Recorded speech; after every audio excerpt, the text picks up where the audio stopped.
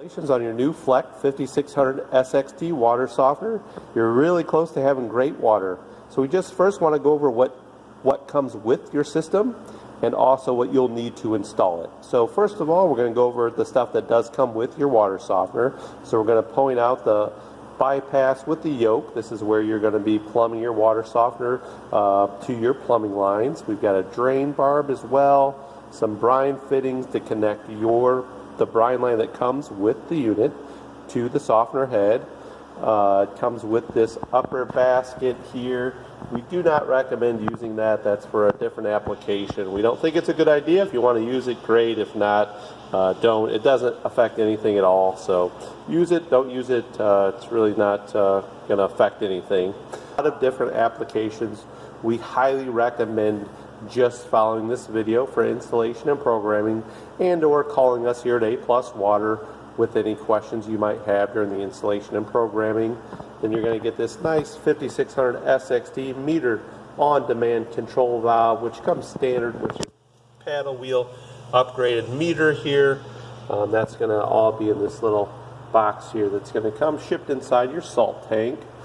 You're also going to get a pre-filled, ship-loaded mineral tank. That's this tall scuba looking tank. The resin's in that tank are ready for you. You're going to notice the resin's going to come up partially full. You would never want to add more resin to the tank. You're going to see a gap at the top. The reason for that gap is what we call freeboard. It's room for the softener resin to expand during backwash. You have to have that for the softener to perform properly. So do not add any more media to the top of the tank. We add the exact correct amount. Discuss what comes inside the brine tank. There's a few different items inside here. We're going to start with the brine well first. This white tube, it's got a cap on it. Inside the cap there'll be the safety float, as well as your brine line is going to be in there. The brine line is what's going to connect your salt brine tank to your water softener valve, as well as your overflow elbow that's actually going to hold your brine well to the salt tank itself. And after that, we're going to see there's also your lid inside the salt tank there. And then we've got the valve you need to provide to hook up your water softener. You'll need a drain line, 1/2-inch ID, the clear poly tubing you see at the hardware store works great. It's very easy to run up and over and around to get to the drain. It needs to be held on by a little hose clamp here, which makes it very easy to get onto the drain barb. Teflon tape is needed for connecting your plumbing to the bypass on the softener. Lubrication as well. You know, just standard cooking oil works great as well to lube up the O-rings. We'll go over that here shortly. And then just your basic tools to hook everything up. Connect the drain barb here to the water softener valve right here. We're going to want to add about 2 or 3 wraps of Teflon tape on that to prevent it from leaking during a backwash. And then just snug that into place. Drain barb hooks up there, and just snug that up with a wrench. Don't over tighten it. Remember, it's plastic on plastic. We don't want to break anything here, but definitely get it nice and snug. Next, we're going to move on to the bypass, which see it has some O-rings here. You'll see there's 1, 2, 3, 4 O-rings. We're going to want to lube those up. Like you said, you can just use standard household cooking oil. Works great too. If you have some lubrication, that's fine as well, as long as it's okay for potable water.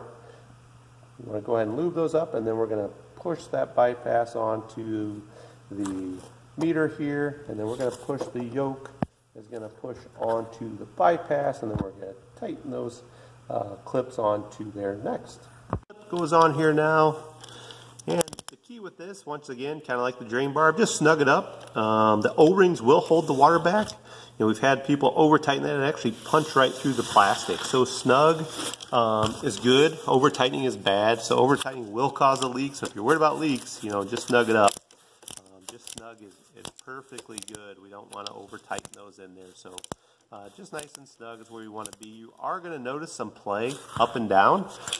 That is designed. It's engineered in there. It's going to go up. It's going to go down. That room's for the plumbing not being perfect there. That's to be expected. Don't over tighten the screws. That will not correct that. And that is supposed to have some play up and down built into it.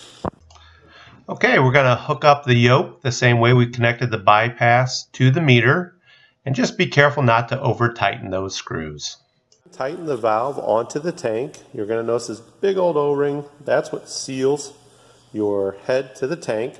No Teflon tape, no plumber's dope here. That will cause issues. So the O-ring is what holds the water back. So lube that up nice and good with some standard cooking oil. Works great, as we discussed earlier. And we just want to hand tighten this onto the tank. We want to center up that riser tube with the center port on the valve. Tighten it around there. You got to kind of move the cord with it as you go. So we get it nice and snug on there. Just a few more turns.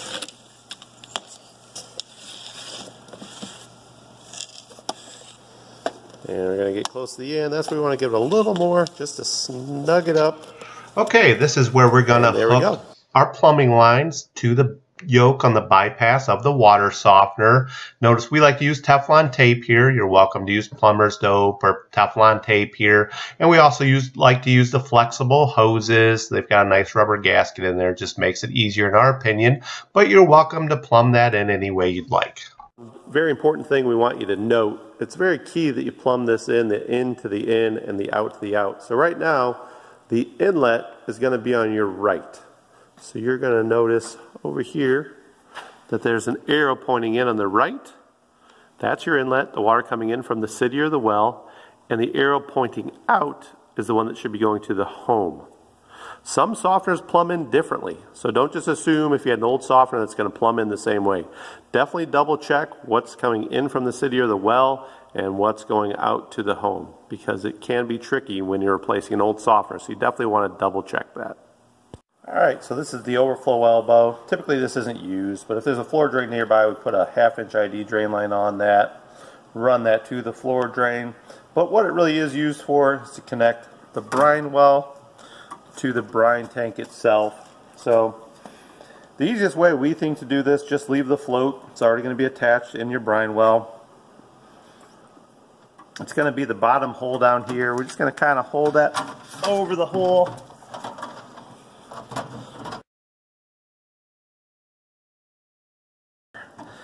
And snug that in until it's snug. It's plastic on plastic. We don't want to tighten that too much. So just snug is fine. There you can spin this back into place. If you want, or you're struggling with it, you can sneak back here, take this fitting out, pull the float all the way out, put the overflow elbow in, put the float back in, put this nut back on. Safety float has a compression fitting on here. We're just going to loosen that slightly. Slip the brine line in here.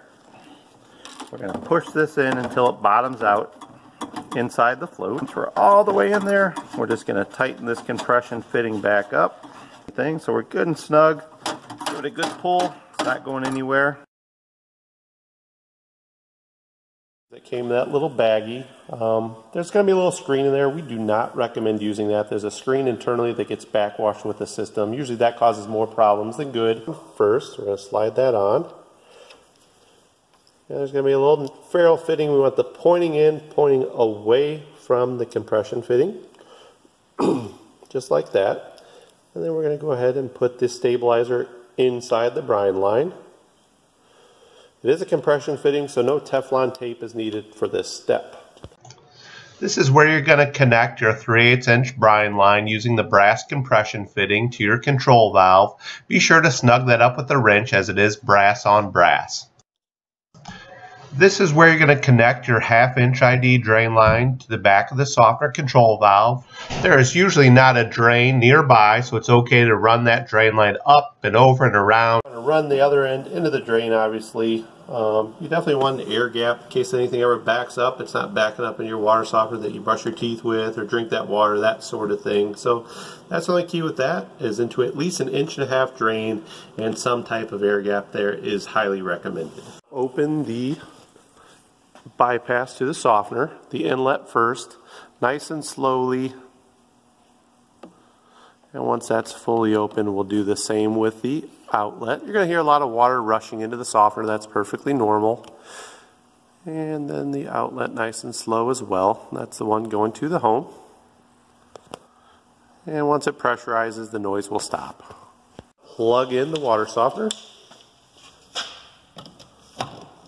To get into master programming, we've got to get to 12:01 p.m. Just simply hold the up or the down arrow button. The time of day will start to move for you. We want to go to 12:01 p.m. There is a p.m. indicator. Make sure we're on p.m.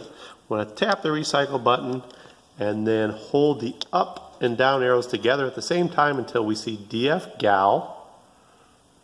There we go. So that's going to, almost everything's going to stay on default. We're going to just tap that diamond button, also the regeneration button. Same thing until we get to C-24. We want to change that to 48 for a 48,000 grain or 64 for a 64,000 water softener. It can get moving pretty quick there like that. And then tap the diamond button. The hardness, you're going to want to set your hardness here in grains per gallon. For every part of iron, we want to add at least 5 to the hardness. So if you had 20 grains of hardness and 1 part of iron, you'd want to set it for 25. Or let's say you had 30 grains of hardness but 2 parts of iron, we'd want to change that to 40. So just every part of iron, add 5 to the hardness and set the hardness in grains per gallon. And go ahead and tap the diamond button again. Reserve capacity, that stays the same. Reserve capacity, we recommend the 150. Day override, if you're on city water, we recommend 14. If you're on well water, we recommend 7 days. And then move ahead there. That's regeneration time. When it does backwash, this backwash is as needed. Most people leave it on 2 a.m., but that's totally a personal preference when you want it going off. You will still have water, it bypasses itself. It just won't be soft water during that once or twice a week or once or twice a month, depending on your hardness and water usage when it does backwash. BW stays on 10, BD on 60, rapid rinse on 10. Brine fill for 64,000 grain would stay on 12. If you have a 48,000 grain, you would lower that to 10. And then that stays the same. And then we're out of programming. You're all programmed at this point. You want to set your current time of day. It's going to flash between gallons and your current time of day. So that other number is going to be gallons. That's going to count down as you use your water. This is what's great about this water softener. It's metered on demand, so it's very efficient in that way. Softener is ready to go. Your water is going to be a little murky at first, so I'd run the nearest tap until it clears up. You're turning off your main water supply and turning it back on. The water's dirty almost every time. Usually running the water for 5 to 15 minutes will clear it up, but sometimes it does take a little bit longer. You'll want to add about 1 gallon of water to the salt tank. No more than that. Adding too much water could actually cause some issues. So just 1 gallon to kind of get things going is just fine. After the initial backwash, it's going to put the correct amount of water back in the salt tank. Don't be surprised if it's over the salt. Sometimes that concerns people, but that water we have to have in the salt tank, that's the gas that fuels the car. I mean, that's what makes the softener go. So that's normal. That's what we want to see is water in the salt tank. Add at least 1 bag of water softener salt. Any water softener salt will do. But at least 1 bag of softener salt. You can add more. You can add 2, 3. You can fill it all the way up. Just the more you add, the less often you're going to have to add more softener salt to the tank. Beyond that, just try to keep at least 1 bag in there at all times. Manual backwash, simply hold the diamond button down for about 10 seconds. Just keep holding her down and you'll see it's going to take off here in just a second to go into BW. You'll see those dashes and then some minutes will show up there. Some people may just want to just step it through each cycle. That's fine too. You can let it do just 2 minutes in each cycle. So to step ahead, you just have to wait for the minutes to show up there. We do recommend doing this step just to make sure there's no leaks here at the brine line connection or the drain line connection or anywhere else on the softener. It's very rare that they are, but this is a good indicator to let us know that all the plumbing is tight and secure and good to go. You want to buzz through this cycle, just tap the diamond button, and through each step you're going to have 4 steps here. You're going to have the backwash, the BW, the brine draw, the BD. The BD is actually 2 parts. It's a 1-hour cycle. It's actually doing a rinse as well, so that has to stay at an hour, 60 minutes. And then the RR, and last but not least, the brine fill when it puts water back in the salt tank.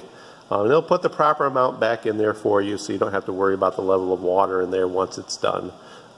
So you can let it go through the whole cycle by just holding the diamond button in, or as the minutes pop up on the display, you can let it go a couple minutes in each cycle and just tap the diamond button to move on to the next step.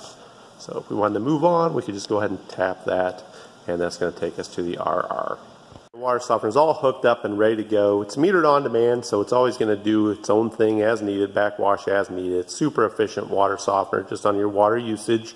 Like we said, try to keep at least one bag of salt in the salt tank. That's the only maintenance you'll have. You can fill it all the way up or just add one bag of water softener salt at a time. These softeners do come slightly pre-charged, but it generally takes 2 to 4 weeks to get the full effect of the water softener. So give it a little bit of time to get there. You do have a 5-year warranty on the valve, 10 years on the tanks. Fortunately, there's no paperwork. You don't have to fill anything out or send anything in. There's a serial number on the back of the valve that lets us know your warranty information. We do recommend calling us here at A+ Water if you have an issue. Typically, it's almost always programming or installation, small errors that we can walk you through correcting over the phone. We do love to help our customers. We can be reached toll-free at 1-877-477-5452. This number will also be flashing at the bottom of the screen. We'd love to help. We'll be just as friendly in 10 years as we are today.